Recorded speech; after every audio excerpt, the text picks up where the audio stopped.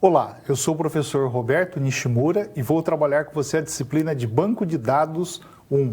Bom, antes da gente começar a nossa teleaula de hoje, aquela velha recomendação, né? Para aqueles tutores que nos acompanham através do chat atividade, façam a conexão no chat atividade. Para aqueles tutores que nos acompanham através do Skype, vamos colocar o Skype lá, está lá o Skype da Joyce. Então você faz lá a conexão e a gente vai acompanhando, trocando essa nossa interação junto com vocês aqui. Bom, já trabalhamos nas nossas primeiras duas teleaulas, né, aquela parte toda sobre entidade, sobre relacionamento, né, fizemos aquela identificação dentro da descrição textual narrativa, descrição essa que você levanta lá na sua análise de sistemas, na sua fase de levantamento de requisitos. Então lá você fazia todo aquele levantamento de requisitos do sistema que você pretende automatizar ou sistematizar, né? E a gente fez lá a identificação das entidades, né? Que são os nossos substantivos, dos relacionamentos, que são os verbos, e hoje a gente vai trabalhar com você o quê? A parte dos atributos, né? Bom, por que nós temos uma teleaula especificamente sobre atributos? Porque o atributo, ele é o dado, ele é aquela essência da informação, né? Lembrando sempre que a gente já comentou com vocês, você tem o dado, que é ele bruto, ao você trabalhar esse dado, você apresenta um resultado, e esse resultado nós chamamos de informação. Então o dado é ele bruto, a informação é ela já trabalhada com um propósito, com um significado. Porém, no nosso dia a dia, nós sempre utilizamos a palavra dados e informações com o mesmo significado, né? Com a mesma importância. Mas é importante você entender em que momento ele é um dado, em que momento ele é uma informação. Por isso que a gente fala, você tem um banco de dados e não tem um banco de informações. Se você armazenasse informações, a nossa disciplina seria banco de informações. Como você não armazena informações, você armazena dados. E ao você trabalhar esses dados, você obtém uma informação. Bom, vamos lá então. Passando aqui, o que a gente vai trabalhar com vocês ali, ó? Especificamente hoje? Nós vamos falar sobre os tipos de atributo. Quais são os tipos de atributos possíveis, como que você consegue identificar, como que você consegue manusear este dado. Por que é importante você entender sobre atributo, né? Sobre o dado, ou que lá em banco de dados vai ser conhecido como campo. Porque esse detalhe, ele é essencial. Porque se você não reconhecer o dado, você não vai conseguir classificá-lo de uma forma adequada. E aí, muito provavelmente, você pode atribuir características erradas para ele.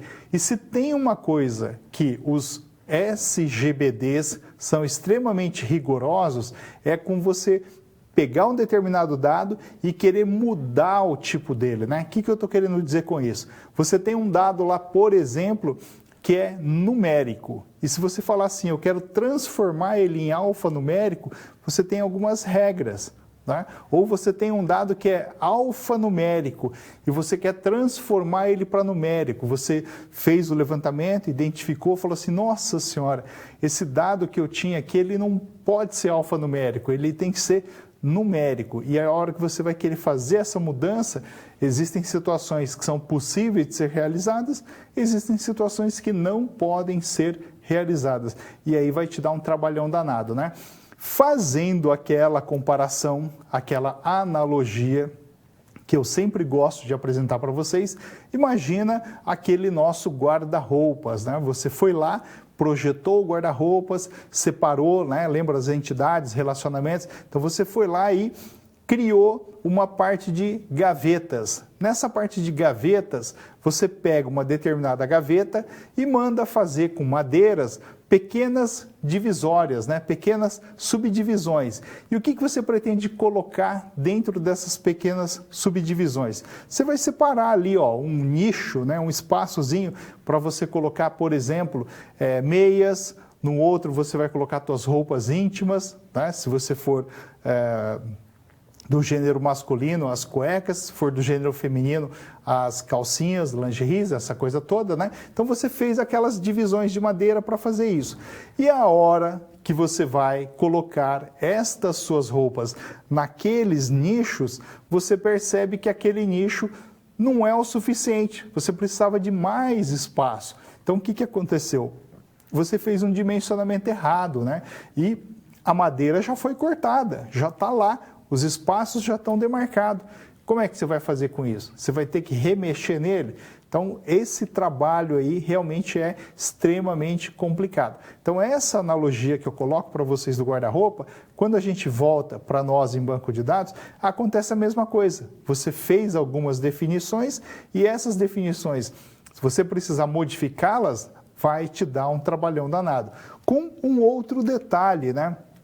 Que a gente precisa trabalhar muito bem, quando você está fazendo a sua parte de análise de sistemas, programação, o que vai acontecer? Você está usando técnicas avançadas, que é a análise orientada a objeto, a linguagem de programação orientada a objeto, e aí você tem alguns conceitos, né, que a gente chama de herança, polimorfismo, né, essa coisa toda. E essas características deste mundo de análise e de programação, é importante vocês entenderem como é que acontece isso para nós dentro de banco de dados. Porque o que vai acontecer? O dado que você tem lá dentro do seu banco, que você mapeou, que você modelou, ele vai ter que suportar todo esse ambiente, da análise à programação orientada a objeto. Tá? Então, se você tem o dado lá muito bem elaborado, né, muito bem definido, a hora que você vai fazer a tua parte de análise, vai funcionar, né? Programação também vai funcionar super bem. Agora, se você não fez uma definição muito boa, a hora que você for fazer a tua programação, muito provavelmente você vai encontrar alguns problemas lá dentro. Então, vamos continuar lá, ó. Volta lá para nós. Outra coisa também que eu vou abordar com você hoje aqui é o grau de relacionamento.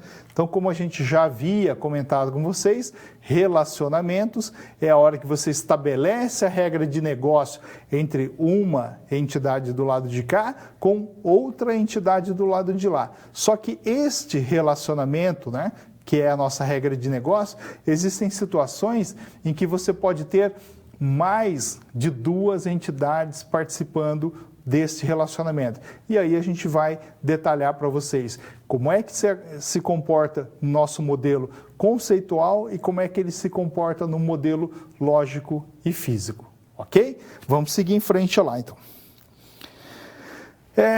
Quando a gente fala de atributo, então eu tenho lá, ó, numa descrição textual, que é aquele levantamento de requisitos que você fez, os adjetivos, olha que interessante, hein? Os adjetivos, eles podem denotar os atributos. São os adjetivos que representam para nós os atributos. O que é um adjetivo? Adjetivo é uma qualidade. Então, se eu chegasse para você aqui e dissesse, ó, atributo é uma qualidade. Tá? Então, você tem lá uma determinada entidade, eu tenho lá uma entidade cliente. Quais são os atributos do cliente? Nome, endereço, telefone, aquela coisa toda. Quais são as qualidades do nosso cliente? Nome, endereço, telefone, RG, CPF. Tá? Então, fica fácil de você assimilar. Só voltando, entidades são substantivos, relacionamentos são os verbos e os atributos que pertencem às entidades são os nossos adjetivos. Como é que eu consigo identificar isso, então, lá na descrição textual narrativa? A hora que você está fazendo a leitura deste seu levantamento de requisitos, né, dessa sua descrição textual, que faz parte, que é um dos itens lá do seu levantamento de requisitos, você vai procurar pelos adjetivos no texto. Então, vamos seguir lá naquele nosso texto. Eu tenho lá, cada funcionário é numerado, né, entre parênteses, tem um número, pelo seu CPF, é nomeado, possui um nome, é datado, tá, com a data da contratação, tem um tempo de serviço e pode ter 2 telefones de contato, sendo um residencial e o outro celular. Então, a hora que a gente olha para esse texto e eu começo a procurar os adjetivos, eu tenho aqui numerado, né, que vai representar para mim um número, certo? E ele é numerado representando o quê? Representando o nosso CPF. Tá? Então, o adjetivo, no nosso caso aqui, é o nosso CPF, mas eu identifico ele pelo numerado, né? Ó, aqui que ele está dando a dica para mim. Assim como quando eu digo que ele é nomeado, ou seja, ele vai ter um nome, tá? Então está aqui, ó, a outra dica aqui para nós. E ele é datado, tá? Ele vai ter o quê? Uma data, que é uma outra qualidade da nossa contratação. E esse tem um tempo de serviço aqui, ó, e pode ter 2 telefones de contato, então também são outros adjetivos, outras qualidades, né? Outras características que eu posso ter para o nosso atributo. O que mais? Vamos lá para outra, a representação, né? Como é que eu consigo representar ele para nós dentro do nosso diagrama entidade e relacionamento? Eu vou representá-lo através de uma elipse. Tá? Ó, tá aqui a elipse, nome, tá aqui a elipse CPF e tá aqui a data da contratação. Tudo isso ligado à nossa entidade funcionário. Bom, quando eu comentei com vocês que a representação é através de uma elipse, vamos para o nosso próximo desenho aqui, é muito importante vocês entenderem a seguinte situação. Quem fez a definição da utilização através de uma elipse foi o Peter Shen. Peter Shen, que é o nosso pai da modelagem entidade e relacionamento. O que a gente precisa entender, tá? Se eu estou fazendo a definição, né, do nosso diagrama entidade e relacionamento num pedaço de papel, eu tenho que representá-lo através de uma elipse. Só que a hora que você pega uma ferramenta case, né, Computer Aided Software Engineer, né, ou seja, engenharia de software auxiliada por computador, então você está usando lá um programa. Esse programa, os programas para modelagem de dados, nem todos eles seguem conforme a nomenclatura que o Peter Shen propõe, mas a maioria deles procura utilizar as formas de representação mais próprias, né, mais próximas possíveis. Vamos só colocar a canetinha do lado aqui. Então, quando você utiliza a ferramenta BR Modelo, que é a ferramenta para modelagem de dados que nós adotamos aqui no nosso curso, a representação dos atributos, ele não usa uma elipse, ele usa uma bolinha, ele usa uma circunferência, né? Ele usa um círculo pequeno e coloca o nome do atributo do lado de fora, certo? A entidade, o BR Modelo, representa por um retângulo e coloca o nome dentro do retângulo. O relacionamento, o BR Modelo, representa por um losango e coloca o nome do relacionamento dentro. Então, a hora que você olha para o BR Modelo, tanto a entidade quanto o relacionamento, ele segue exatamente igual, exatamente fiel ao que o Peter Shen propôs, tá? Somente a parte de atributo é que ele não utiliza a elipse. Ele usa um círculo pequenininho e põe o nome do lado de fora. Por que que o BR Modelo seguiu por esse caminho? Para que o desenho, né, para que o teu diagrama, entidade de relacionamento, não ficasse extremamente poluído. Tá? Só que você tem outras ferramentas case de mercado que também fazem representações similares. Então você tem algumas ferramentas que vão usar a elipse, você tem algumas ferramentas que vão colocar um círculo e você tem algumas ferramentas que não vão colocar desenho nenhum. Ele simplesmente vai puxar um tracinho e colocar o nome do seu atributo lá no seu diagrama. Por que que eles fazem isso? Para que o teu desenho, para que o teu diagrama, entidade e relacionamento não fique muito sobrecarregado, não fique pesado. Tudo bem? Essa coisa toda. Então vamos lá.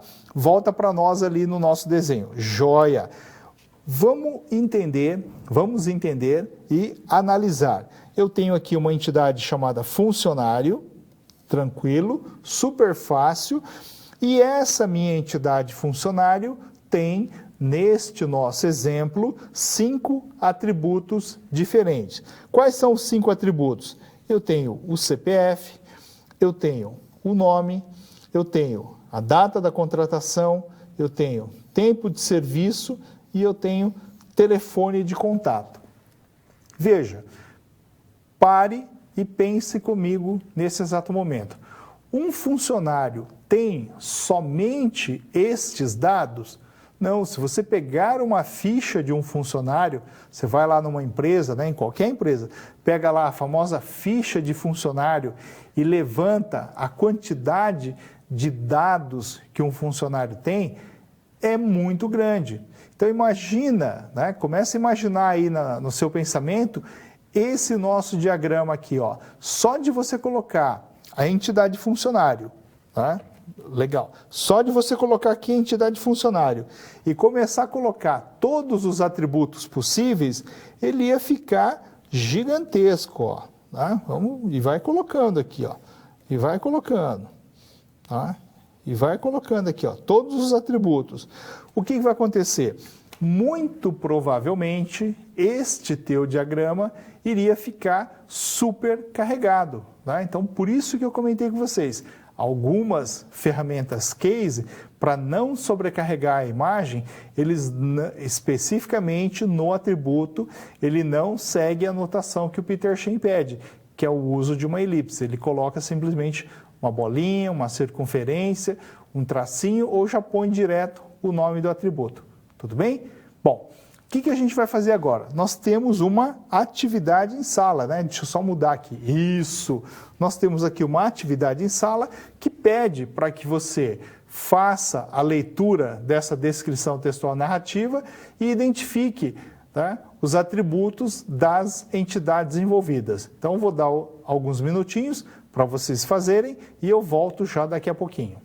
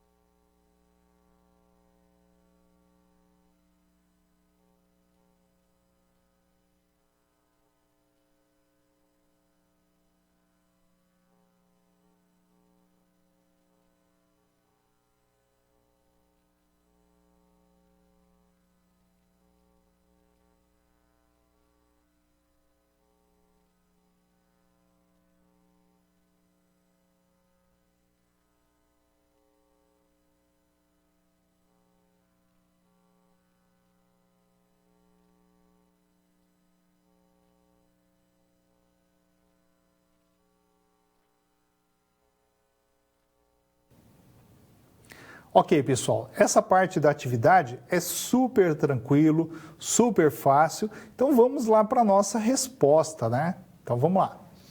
Vou mudar aqui, está aqui o nosso texto. Então a hora que você está olhando para esse texto aqui, ó, durante o processo de cadastramento do nosso novo cliente, que é a minha entidade,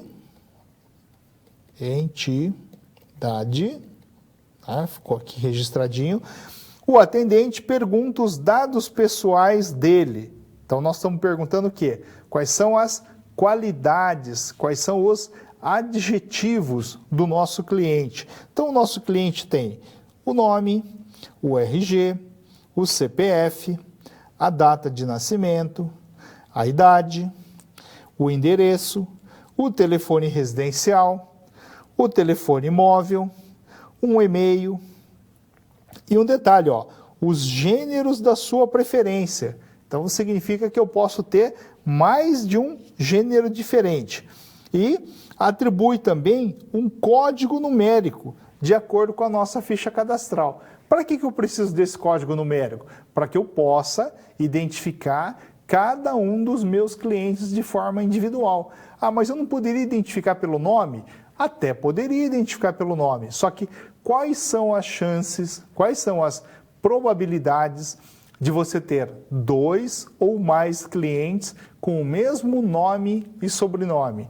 As chances são enormes, tá? É muito grande essa probabilidade, tudo bem? Por isso que você acaba criando ali um código, né, sequencial para o seu próprio controle. Ah, mas professor Roberto, eu não poderia usar o RG como esse código ou essa característica diferencial, né, diferenciadora que me permite identificar cada um dos meus clientes? Aí eu te faço a pergunta, o RG é uma numeração de controle nacional ou de controle estadual? O RG é um controle estadual. Ô, professor, então você está me dizendo que eu, que moro no estado, por exemplo, da Bahia, tenho um determinado RG, e uma outra pessoa que mora, por exemplo, no estado do Rio Grande do Sul, pode ter um RG com o mesmo número que o meu? Pode. A probabilidade é enorme, para não falar gigantesca, né? O que vai acontecer? Se eu usar o RG, vai me dar um transtorno danado. Por isso que em diversos cadastros que você faz no nosso dia a dia, no Brasilzão afora, além de você colocar os teus números do RG, normalmente você coloca o órgão emissor. Tá? Então você coloca lá SSP, que é Secretaria de Segurança Pública, tracinho, PR do Paraná, tracinho, SP do Paraná, tracinho, sei lá, vamos pegar um outro estado aí, SC de Santa Catarina, RS de Rio Grande do Sul, RN de Rio Grande do Norte e por aí vai, né? Isto com um detalhe, se o seu RG foi emitido pela Secretaria de Segurança Pública. E se você tem um RG que foi emitido por um outro órgão que faz controle também? Não sei, aí significa o quê? Que eu não posso confiar no RG como um atributo com essa característica, certo? E o CPF? Ah, o CPF é um outro assunto que a gente vai tratar ainda hoje. Aí eu já deixo o aperitivo aí para daqui a pouco, tudo bem? Vamos lá para a nossa imagem da resposta. Ó, como é que eu posso ter aqui como resposta? Está aqui, ó, a minha entidade cliente. Tá?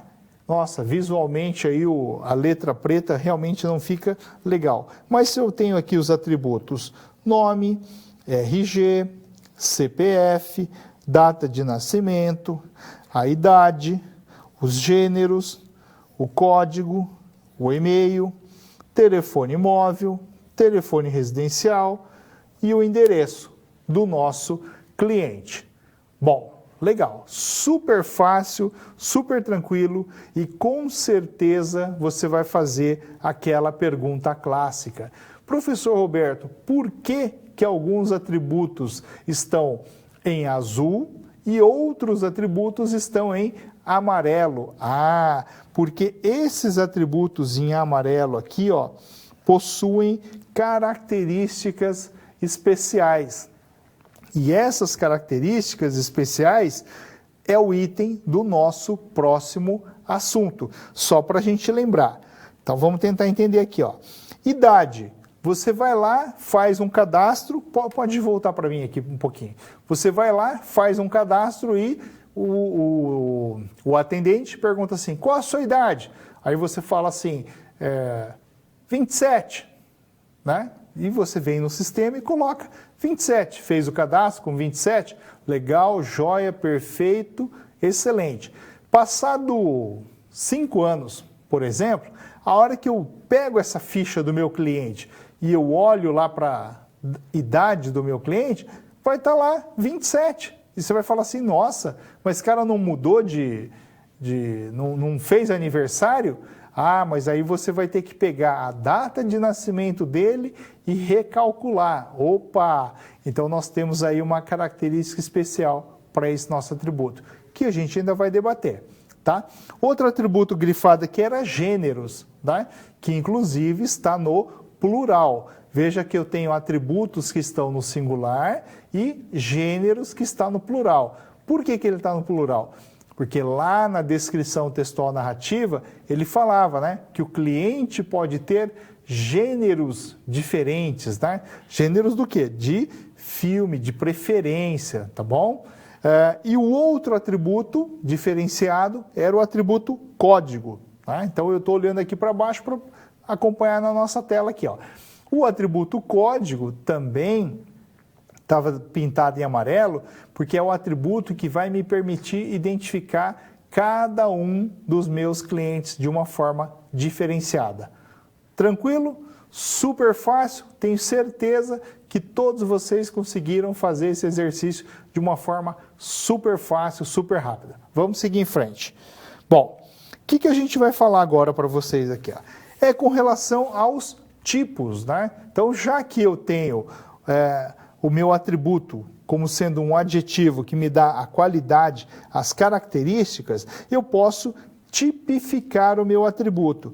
E nessa tipificação do meu atributo, eu tenho 3 categorias diferentes que precisam ser tratadas com vocês. Com um detalhe, se o seu atributo não se encaixa em nenhum desses 3, ele é um atributo simples, ele é um atributo comum, sem nenhuma característica que o diferencia.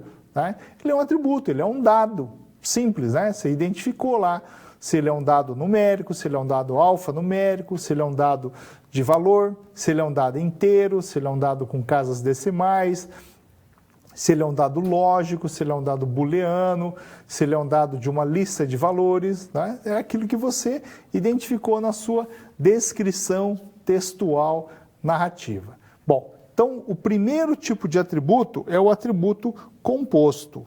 Vamos lá. Como é que eu posso compreender atributos compostos? Significa que são atributos divididos em partes. Vamos pegar o nosso exemplo aqui. Ó. Eu tenho um atributo chamado nome. Este meu atributo chamado nome, ele é composto por prenome, nome do meio e sobrenome. Então, eu estou dizendo que o meu atributo nome é dividido ou subdividido em 3 partes diferentes.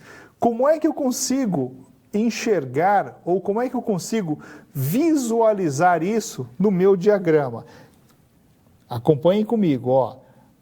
O meu atributo nome está aqui, está ligado na minha entidade funcionário, afinal de contas ele é uma característica do meu funcionário, só que o nome, por sua vez, ele é composto pelo prenome, pelo nome do meio e pelo sobrenome, certo? São as 3 partes.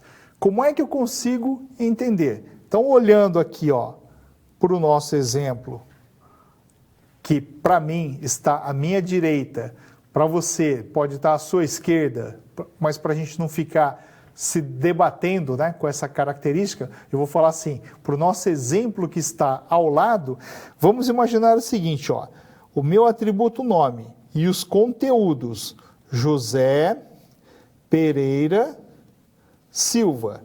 Se eu perguntar para você qual é o nome do meu cliente, o meu cliente é José Pereira Silva. Né? Pereira Silva. Agora, se eu perguntar assim, qual é o prenome? O prenome é José. Qual é o nome do meio? O nome do meio? Pereira. E qual é o sobrenome? O sobrenome é Silva. E qual é o nome? José Pereira Silva. É isso que é importante vocês entenderem, tudo bem? Bom, detalhe super importante para nós aqui, ó. Pode voltar para mim aqui um pouquinho. Essa característica é uma característica de composição. Significa que o nosso atributo nome é composto por prenome, nome do meio e sobrenome.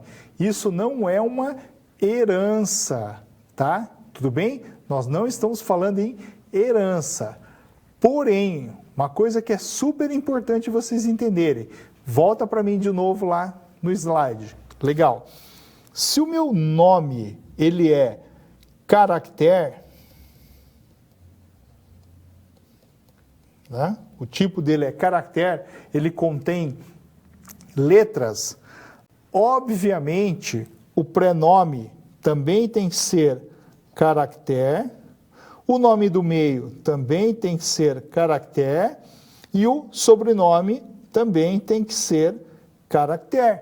Todos eles têm que ser do mesmo tipo, né? Não faz sentido, vamos limpar a tela, não faz sentido, por exemplo, o meu nome ser caractere, o meu prenome ser alfa. Opa, espera aí, vamos fazer direitinho. Caractere, alfa numérico, caractere e numérico, tá? Olha que confusão. Eu tenho um tipo de dado aqui, ó, alfanumérico, outro tipo de dado aqui, ó, caractere, e outro tipo de dado aqui, numérico. E o resultado final dele é tudo caractere. Não pode, né? Então eu não posso ficar misturando os tipos, né, de dado quando você está falando de um atributo composto. Tudo bem? Vamos seguir que eu tenho outro exemplo aqui bem legal para a gente poder mostrar para vocês, tá?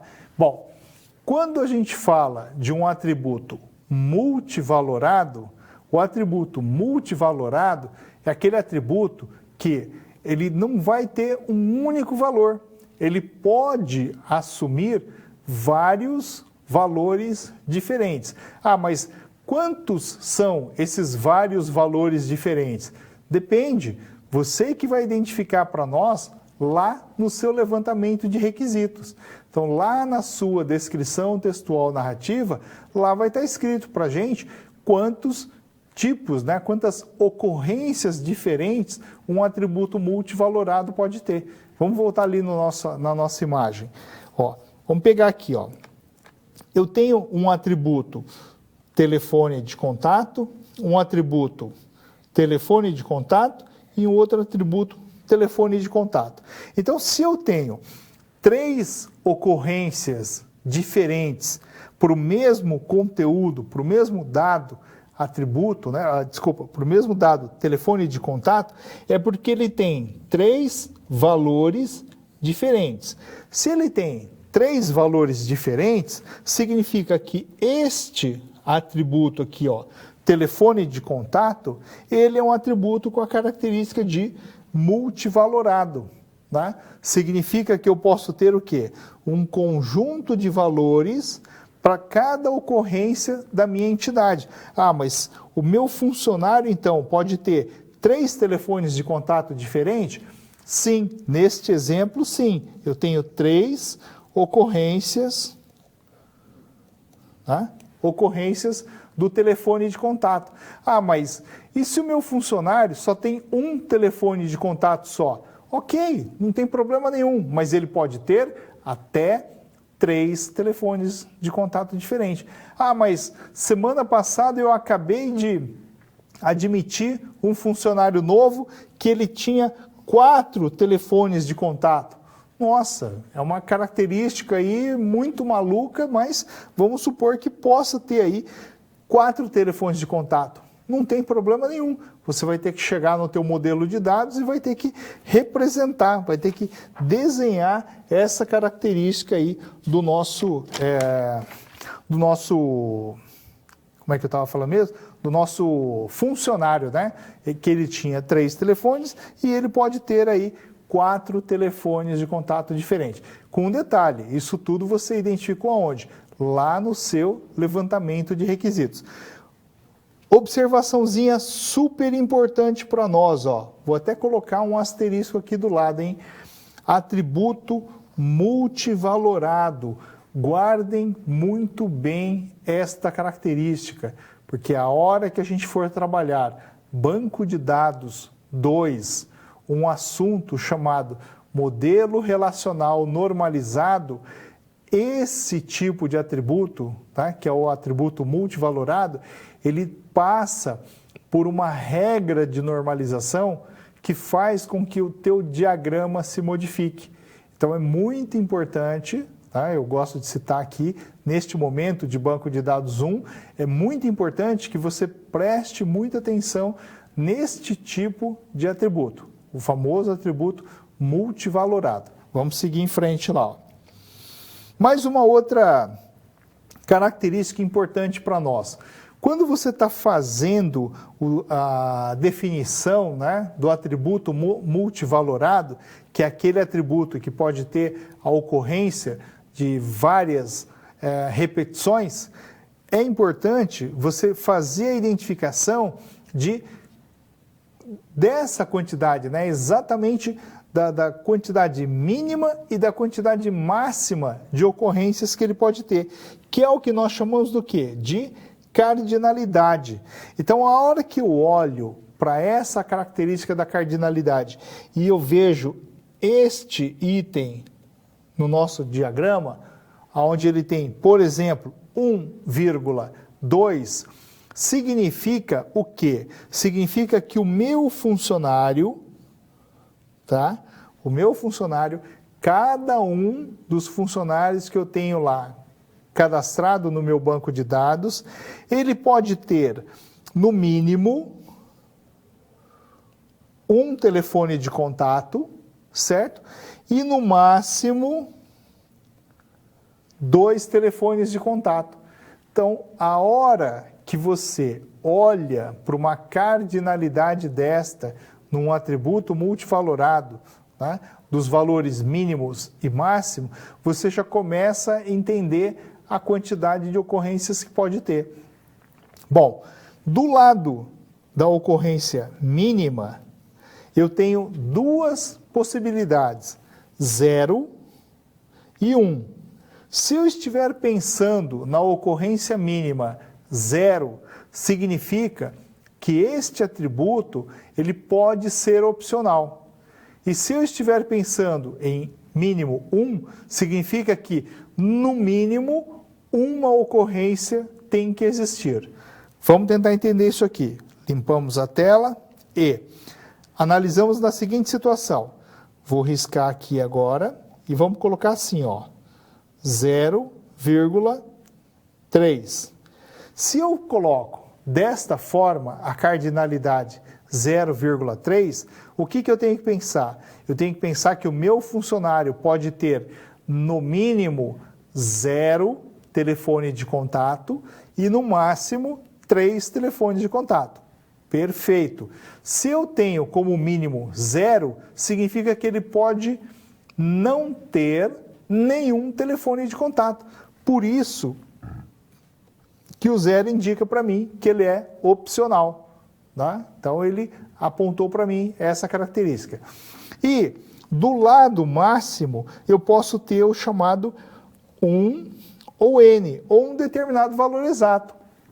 A hora que eu vejo o número 3 aqui, ó, eu estou vendo um valor exato para ele. Só que ao invés de N, eu poderia muito bem ter aqui, ó, 0,N. Se eu tenho 0,N, significa que os meus funcionários podem ter o quê? N telefones de contato. Até não faz muito sentido, mas pode ter N telefones de contato. Vamos supor que você tem um determinado funcionário que esse cara não tem telefone pessoal, mas ele deu o nome dos telefones de todos os vizinhos do prédio lá que ele mora como telefone de contato. Né? Sim, é uma característica, uma situação. Ele não gosta, né? Ele não quer ter um telefone próprio, só que para fazer a ficha desse funcionário, você precisa dessa informação. E aí ele falou assim, ó, então vamos fazer o seguinte, já que você precisa de telefone de contato, eu vou dar o nome de todos os meus vizinhos, e aí você liga para cada um deles e confirma se realmente se eu moro ou não naquele endereço. Né? Então você precisa de um valor N para ele. Né? Então é uma característica para que você possa pensar nos atributos multivalorado. Bom, dando sequência, eu tenho o que nós chamamos de atributo determinante.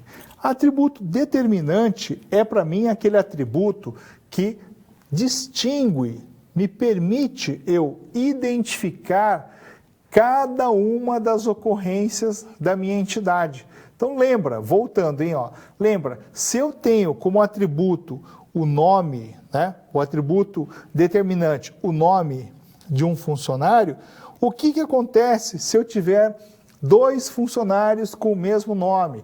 Não posso admitir o segundo funcionário, tá? Porque uma vez que você disse que ele é determinante, significa que não pode ter uma outra ocorrência. Ah, então eu posso colocar data de contratação? Até poderia, não faz muito sentido, mas já pensou? Todos os seus funcionários têm que ter uma data de contratação diferenciada. Ah, então eu estou num processo de seleção, preciso contratar 50 funcionários. Posso cadastrar todos eles hoje? Não. Você vai ter que cadastrar e contratar esses funcionários cada dia num dia diferente. Poxa, mas aí eu vou levar 50 dias para cadastrar todo mundo? Já que você colocou a data de contratação como atributo determinante, essa é a regra, né? Então, não faz muito sentido também. Então, a hora que você olha para nós lá, eu tenho o atributo CPF. Né? Lembra, nós tínhamos comentado com vocês o famoso RG. Vamos pegar o CPF. Eu posso colocar o CPF como um atributo determinante para o funcionário? Bom, aí vai depender da seguinte situação, tá? Até alguns anos atrás, o CPF não era obrigatório para todo cidadão brasileiro. Ele só era obrigatório a partir de uma determinada idade. Porque a partir dessa determinada idade, você ia ter que fazer declarações de imposto de renda, aquele monte de coisa, né? Aquelas complicações todas, e aí você tinha que ter o seu CPF próprio, não podia usar o CPF do pai e nem da mãe. Né? Para aqueles que são um pouquinho mais antigos, que é o caso do professor aqui, ó, eu lembro muito bem que antigamente, eu era criança, antigamente, a minha mãe usava o CPF do meu pai. Tá? Então, tudo que ela precisava fazer, usava o CPF do pai. Até que as entidades financeiras que nós conhecemos como banco estipularam uma regra, ó, cada um tem que ter o seu CPF. Não pode usar o CPF do pai nem da mãe para abrir uma conta. Ah, então começou a ficar aquela situação de, poxa, para você ter um CPF é porque você tinha uma conta no banco. Ah, mais ou menos por aí. Só que conforme foi evoluindo o tempo, e agora nós chegamos nos dias de hoje, o CPF já não é mais com esse objetivo. O CPF é com o objetivo de identificar você individualmente. Ah, então significa que quando uma criança nasce, além de você fazer a certidão de nascimento, eu tenho que fazer um CPF para essa criança? Olha, não é obrigatório ainda para um recém-nascido, mas pode ter certeza que logo, logo o nosso governo vai colocar essa regra, tá? No momento, você não precisa fazer isso, você pode esperar a criança crescer um pouquinho mais. Só que, por exemplo, se você vai fazer uma viagem internacional e precisa tirar o passaporte para o teu bebê, para o teu filho, né? Para o seu neném, né? Vai precisar de um CPF. Sem CPF você não vai conseguir tirar o passaporte para poder fazer essa viagem internacional. Então, o que significa isso? Significa que praticamente, estou dizendo praticamente, quase todo cidadão brasileiro tem o seu CPF. Existem situações ou regiões no Brasil, principalmente no nosso interiorzão, que a pessoa vive até hoje e não tem CPF? Existe, claro que existe. Só que aí essa pessoa, praticamente ela está excluída da nossa sociedade civil, né? Porque você não vai conseguir fazer nada sem o teu CPF. Tudo bem? Então, por isso que o CPF é o que a gente chama de atributo determinante. Bom, volta só um pouquinho para mim lá naquela imagem. Vamos supor, tá, que para você poder cadastrar os seus funcionários, você não coloca o CPF como obrigatório. Você chega e fala assim, não tem problema não. Pode ter um funcionário ali sem CPF. O que você vai fazer? Você vai acabar criando um código. Né? Você acaba criando um código para o nosso funcionário. Outra coisa importante, vamos só limpar aqui a nossa imagem. Quando nós estamos falando de um atributo determinante, ele é identificado porque o nome dele está grifado. Tá?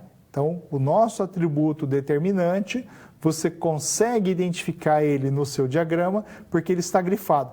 Não é porque ele está em amarelo, é porque ele está grifado, ok?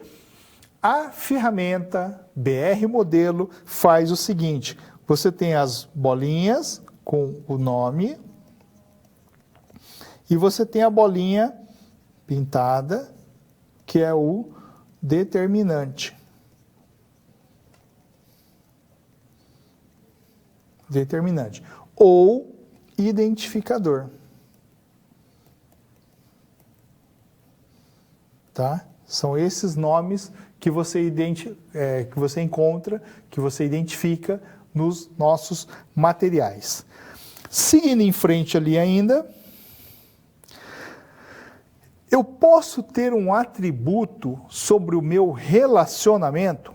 Olha que pergunta interessante, hein? Vocês viram que até o presente momento os atributos estavam sempre vinculados a uma entidade. Mas a pergunta é, eu posso ter um atributo, tá, dentro de um relacionamento?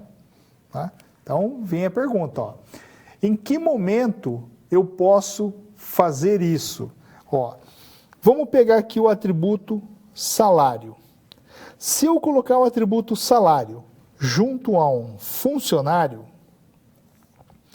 e esse funcionário está alocado em um determinado departamento, significa que o salário é do funcionário, independente de qual departamento ele trabalha. Não tem problema nenhum, tá? Tudo bem? Agora, se o atributo salário estiver aqui, no departamento e não mais no funcionário, significa que o salário é do funcionário lá naquele departamento. Tá? Então, todos os funcionários que trabalham neste departamento aqui, tem um determinado salário, né? Então todo mundo ganha a mesma coisa, tá? Só que eu posso ter o salário aqui no nosso relacionamento? Pode também, é possível também. Em que momento eu posso ter o salário atrelado, né, a um relacionamento? Eu posso ter o salário sempre que eu falar assim, ó, o funcionário, quando está alocado em um determinado departamento, ele possui um determinado salário. Ah, mas significa que se o funcionário trocar de departamento, ele pode trocar de salário? Exatamente. Ah, mas e se o departamento trocar de funcionário, né, ele também pode trocar de salário? Exatamente. Então, este é o cenário que você precisa compreender. Vamos só dar uma olhadinha aqui, ó, que ele tem o exemplo do X, né, que a gente coloca, que é quando você tem o atributo alocado a um relacionamento. É possível? É. Só que são situações específicas para nós. Bom, o que a gente precisa fazer agora? Vamos lá. Mais uma atividade em sala, né? Então a ideia é o quê? De acordo com a descrição textual narrativa que a gente vinha trabalhando lá no exercício anterior, né? Identifique as cardinalidades ali, ó.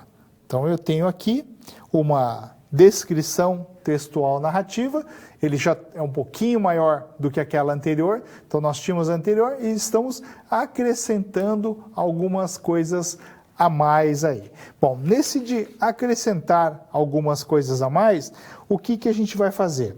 Nós vamos fazer a identificação das cardinalidades, certo? Então eu vou dar para vocês 1 minuto para fazer a leitura bem rapidinho aí e eu volto já daqui a pouquinho.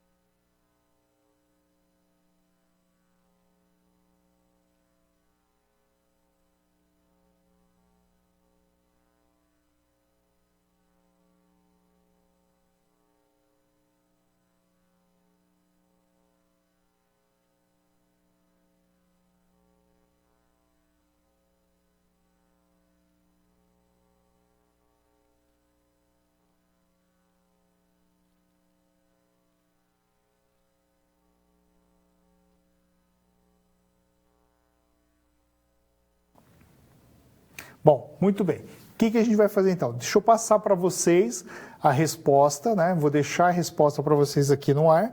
Volta lá para mim um pouquinho. Tá aqui, ó, a resolução, tudo bem? Ó, esta resolução aqui, depois, caso alguns de vocês tenham alguma dúvida, vamos utilizar o nosso chat atividade para esclarecê-las. Caso não seja possível esclarecer no chat atividade, usem o nosso fórum, também lá no nosso fórum é possível você questionar e a gente debater aí esta resposta e vamos seguir em frente para que a gente possa utilizar melhor o nosso tempo.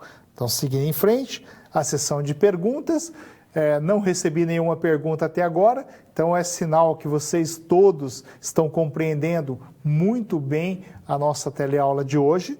Vamos seguir em frente e vamos entrar no item chamado grau de relacionamento. Quando eu falo grau de relacionamento, o que é importante vocês entenderem? É a quantidade de entidades que podem estar associados a outras entidades. Então, quando eu vejo aqui, ó, neste exemplo aqui, ó, eu tenho uma entidade que está se relacionando com ela mesma. Então, olha que interessante. É um relacionamento se a gente estivesse falando de casamento aí, né? É um relacionamento que o cara casou com ele mesmo, né? Chega até a ser esquisito. Mas em que situação eu posso ter, por exemplo, uma entidade se relacionando com ela mesma?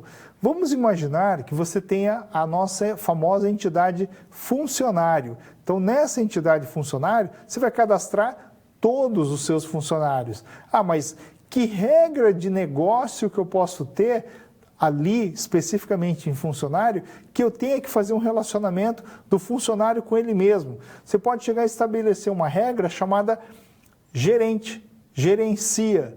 Então, eu tenho um funcionário que gerencia vários outros funcionários. Volta para mim lá no desenho, só para a gente poder explicar. Então, eu tenho aqui, ó, um funcionário que gerencia vários outros funcionários. Veja que é um exemplo onde eu tenho uma única entidade se relacionando com ela mesma. Nós chamamos isso aí de autorrelacionamento, tá? É quando uma entidade se relaciona com ela mesma. E eu posso ter também aqui o nosso relacionamento tradicional, onde eu tenho uma entidade se relacionando com outra entidade.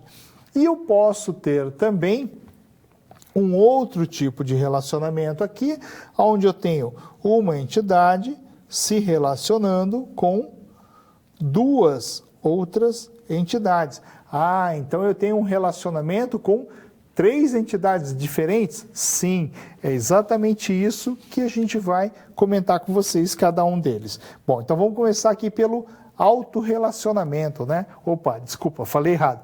Vamos começar aqui pelo binário, tá? O que é o nosso relacionamento binário? O relacionamento binário é quando você tem um relacionamento somente de uma entidade com somente uma outra entidade. Neste relacionamento que eu estou mostrando para vocês aqui, que é o nosso autorrelacionamento, é como se o funcionário aqui, tá, fizesse o relacionamento com o próprio funcionário, né? Que é o caso de gerencia, chefia, coordena, líder de equipe, é o capitão do time, uma série de coisas assim. Como eu não posso desenhar a minha entidade funcionário 2 vezes no meu diagrama, o que eu faço? Eu faço o desenho desse jeito aqui, ó. Né? Então, ele veio aqui e se relacionou dessa forma aqui, ó, que é o que a gente chama de autorrelacionamento. Ou então, eu tenho aqui uma representação simples. Sempre que eu falar para vocês que o relacionamento é binário, é porque você tem uma entidade de um lado se relacionando com outra entidade do outro lado. Em algumas situações, essa entidade se relaciona com ela mesma, que aí é quando a gente chama de autorrelacionamento. Vamos lá? E eu tenho também o que a gente chama de relacionamento enário. O que seria o relacionamento enário? É porque é N vezes, né? N ocorrências. Além do nome enário, eu posso ter ele com o nome de ternário. Vocês vão identificar em alguns livros, em algumas produções científicas, em alguns materiais acadêmicos, em alguns artigos, a palavra ternário, né? Então, quando você fala ternário, é porque você tem N entidades diferentes dentro de uma mesma ocorrência de um relacionamento, que é diferente do binário. Binário é entre 2, enário ou ternário é quando você tem 3 ou mais entidades se relacionando. Então, vamos lá no nosso desenho e aí você já começa a compreender. Está aqui, ó, super facinho de visualizar. 3 entidades, um único relacionamento. Bom, quando eu faço esse desenho para vocês aqui, ó, do enário ou ternário, também é muito importante você observar a seguinte situação, tá?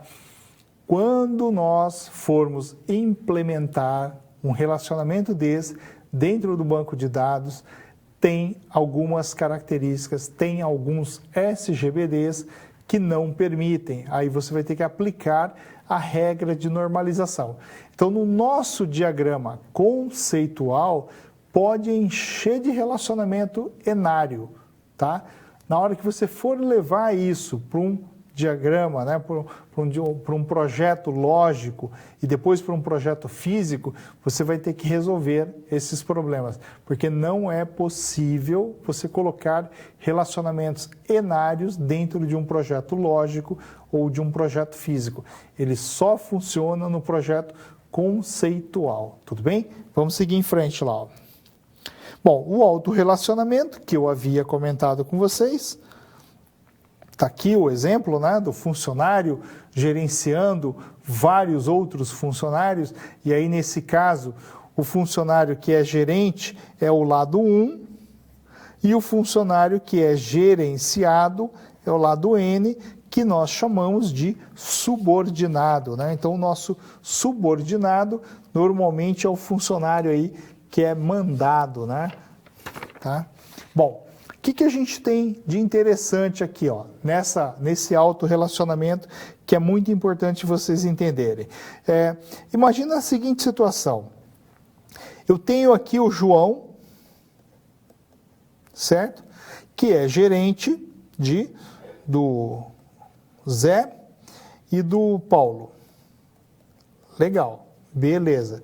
Só que a nossa estrutura de empresa é tão grande, que o nosso funcionário Paulo, ao mesmo tempo que ele é gerenciado pelo João, vamos supor que o Paulo também tem como coordenados sobre ele o Luiz, o Renato e o André. Né? Então, o João, ele gerencia o Zé e o Paulo. O Paulo, por sua vez, também pode ser nesse mesmo relacionamento de gerência, né? Ele tem subordinado a ele o Luiz, o Renato e o André. O que eu estou querendo demonstrar para vocês com isso? Que este outro relacionamento aqui, ó, eu poderia chamar ele de coordena, certo? Então, eu poderia ter isso aqui, ó, e chamar de coordena. Tudo bem? Tá?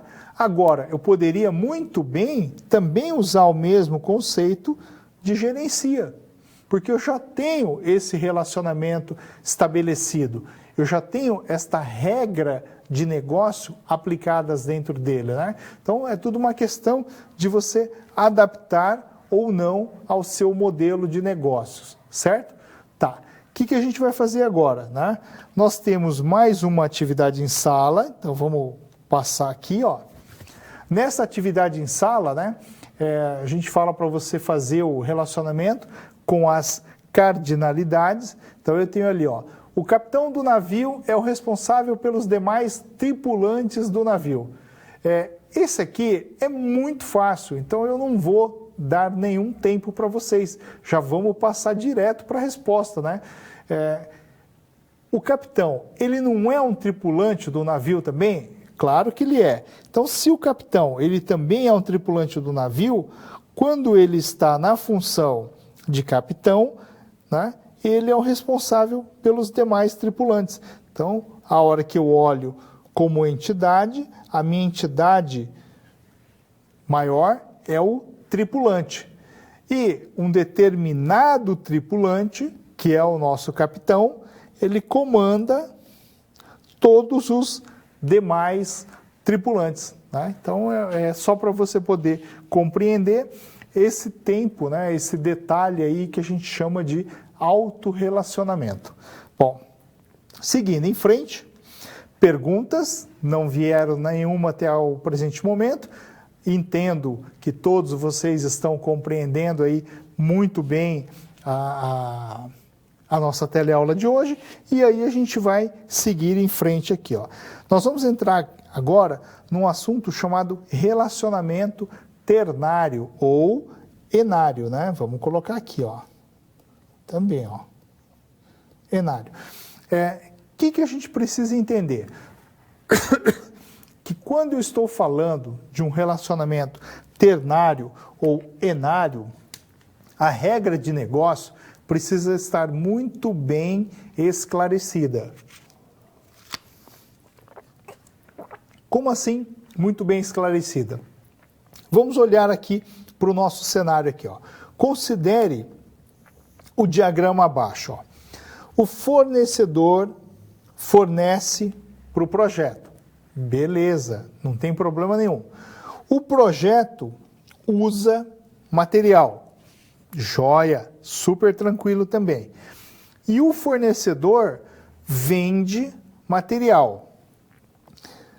Se eu analisar estas 3 descrições textuais, narrativas, onde eu tenho entidades e regras de negócio estabelecidas, e fizer um diagrama para ele, eu poderia chegar nesse cenário aqui, ó.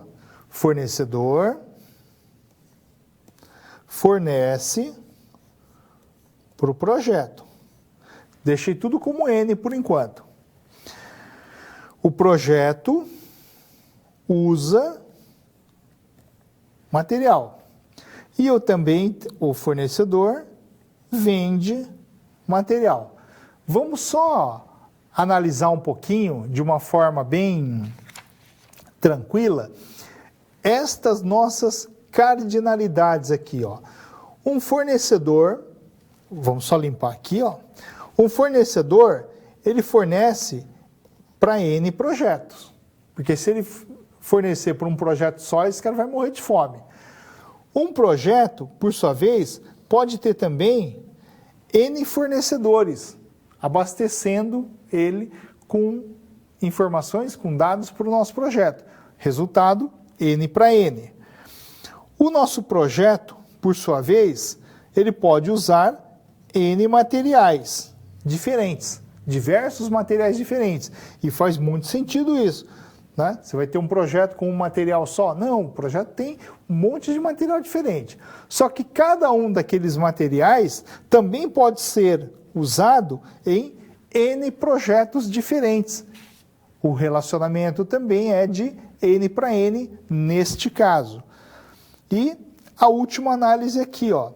O fornecedor vende N materiais diferentes, vários materiais diferentes, né? O fornecedor que trabalha com um material só vai morrer de fome. Então o fornecedor ele pode vender vários materiais diferentes. Só que esses materiais não tem um fornecedor exclusivo, né? Ninguém é tão forte assim que ele fala assim, não, só eu que vou vender. Tá? Ele pode chegar numa situação onde ele fala assim, ó, esse material aqui, ele é vendido, tá, por vários fornecedores diferentes. Tá? Então, sei lá, você pega lá um determinado tubo de conexão, para a gente não falar que nenhuma marca, né? Você pega um determinado tubo de conexão. Esse tubo de conexão, que é um material, ele é vendido por vários fornecedores diferentes no Brasil inteiro. Agora imagina se esse tubo de conexão fosse vendido somente por um fornecedor, né? Você teria aí o que a gente chama de monopólio, tá bom? Bom, o que é importante vocês entenderem com isso? Volta para mim lá na imagem para a gente poder seguir. Neste desenho que eu apresentei para vocês, significa o quê? Que as 3 entidades, tanto o fornecedor, tanto o projeto, quanto o material, em suas regras de negócio, ele tem N para N, tá? Então é um exemplo, tá? É um exemplo que eu passei para vocês aqui, ó. O que significa isso? Que se você pegar estes relacionamentos e colocar ele num único relacionamento só, você vai passar a ter o que a gente chama de relacionamento ternário. Né? Então, quando a gente fala de relacionamento ternário, vamos só mudar aqui para a gente poder ficar com a frase, você vai começar a entender exatamente a nossa regra de negócio. Então, olha ali que a gente fala, para saber que o fornecedor forneceu um material para um projeto, será necessário você relacionar as 3 entidades ao mesmo tempo. E a hora que você fizer isso, olha que desenho que você vai ter. Então você passa a ter esse desenho aqui, ó, fornecedor fornecendo para projetos e materiais. Fácil de você compreender que isso aqui é um relacionamento ternário. Então, um fornecedor fornece vários materiais diferentes para vários projetos diferentes. Um material é fornecido por vários fornecedores diferentes em vários projetos diferentes. Um projeto recebe, é fornecido por vários fornecedores ofertando vários materiais diferentes. O que significa? Que este relacionamento, vou apagar aqui, este relacionamento fornece aqui, ó, ele junta as 3 entidades.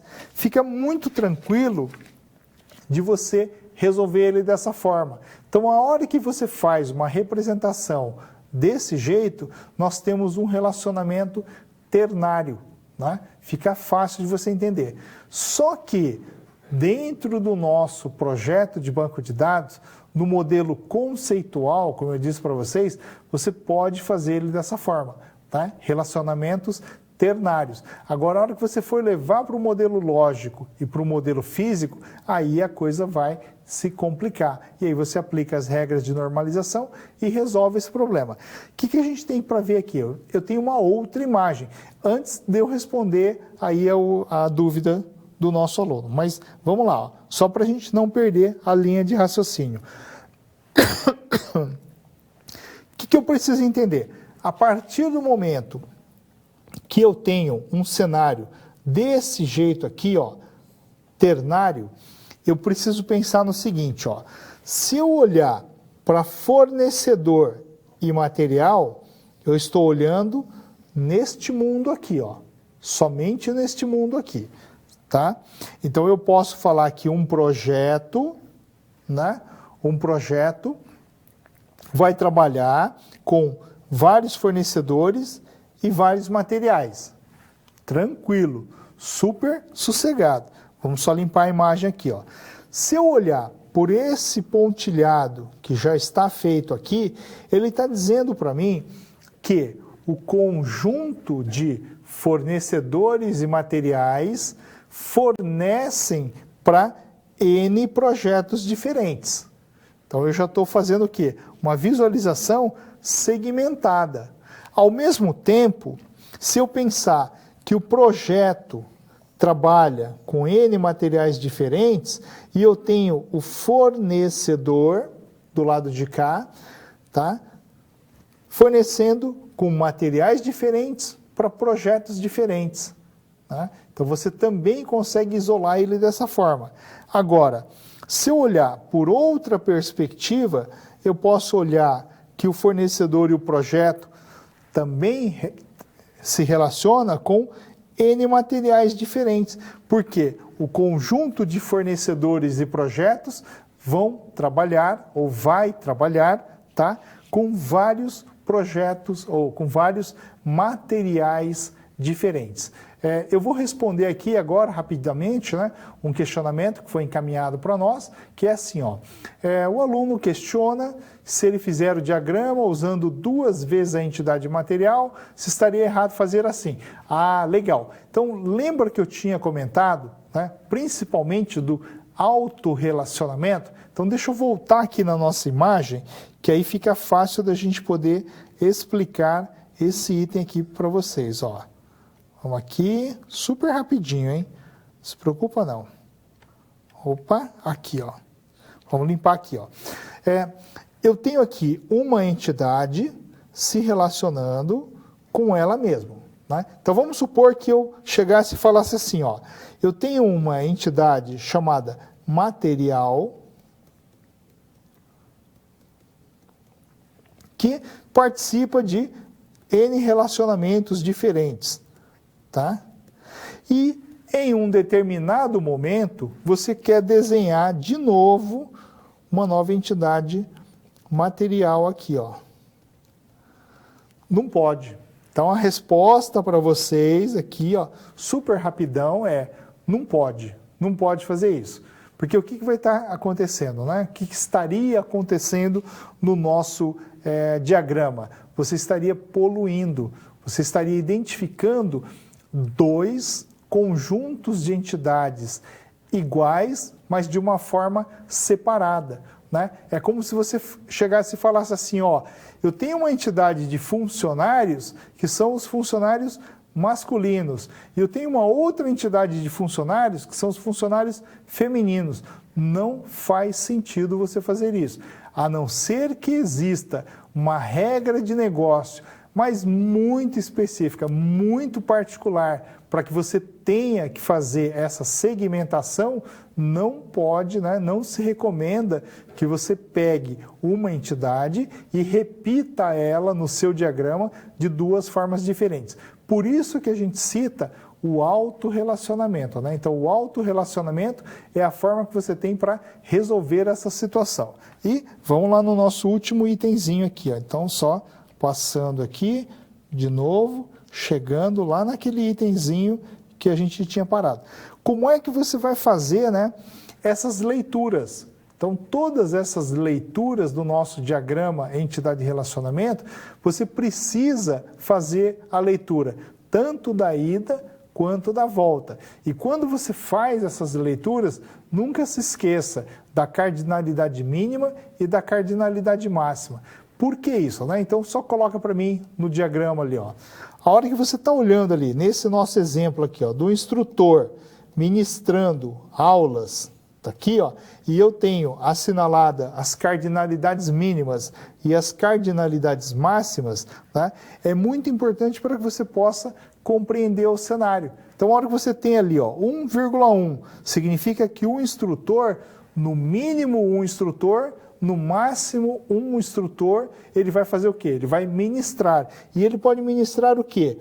0 ou N aulas diferentes, né? Então, significa que no nosso modelo aqui, ó, uma aula sempre vai ser ministrada por um instrutor e no máximo um instrutor. Você não vai ter aula sem instrutor nenhum, né? Porque não vai. Como é que você pode ter uma aula sem instrutor?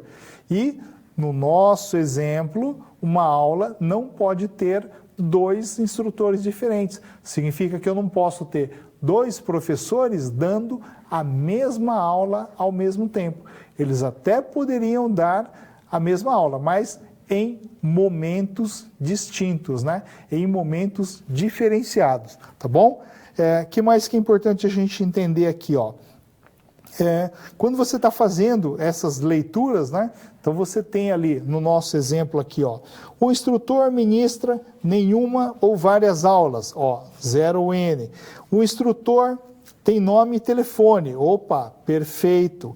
A aula deve ser ministrada somente por um instrutor, está aqui a regra de negócio explícita.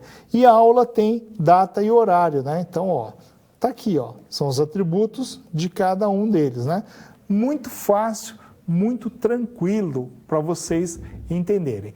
Bom, nós estamos entrando aqui na nossa reta final. Vou perguntar se tem algum questionamento de aluno, pode colocar. Se não tiver, a gente já vai entrar aqui nas nossas considerações finais aqui. Aguardando. Tá, sem perguntas. Bom, então o que a gente precisa compreender, ó? Na nossa teleaula de hoje, nós abordamos principalmente atributo. Atributo é o quê? É o adjetivo, são as qualidades da sua entidade. Um relacionamento pode ter um atributo? Pode, dentro daquelas regras que eu comentei com vocês. Então, isso significa o quê? Que na maioria das vezes, os atributos estão ligados às entidades. Através dos processos de normalização, se você tiver um atributo ligado num relacionamento, a gente vai identificar lá na frente que esse relacionamento, no fundo, é uma entidade também. Ponto. Legal. O que é importante a gente entender? Nós temos atributos multivalorado, nós temos atributos composto e nós temos atributos determinante. Esses 3 tipos de atributos, eles são importantíssimos, porque eles determinam para nós algumas características diferenciadas. Nós temos um último tipo de atributo que a gente chama de atributo calculado. Eu nem comentei com vocês aqui hoje, ele faz parte, ele consta lá do nosso livro de banco de dados 1, mas um atributo calculado é aquilo que eu comentei, né? Você tem lá um atributo idade. Ah, tá, idade é o quê? Não, idade é a data de nascimento menos a data de hoje. Ah, mas e se eu fizer isso semana que vem? Pode ser que já mudou a idade, né? Pode ser que virou e o teu cliente, o teu fornecedor já tem uma idade a mais. Por quê? Porque depende da data de nascimento mais a data de hoje. Bom, se vocês entenderam essa parte de atributo, é a parte importante para nós. Por que é a parte importante para nós? Porque o nosso banco guarda dados e não guarda informações, ok? Pessoal, estamos aí na reta final. Aguardo vocês nos demais comentários, chat atividade, fórum, essa coisa toda, e até a nossa próxima teleaula.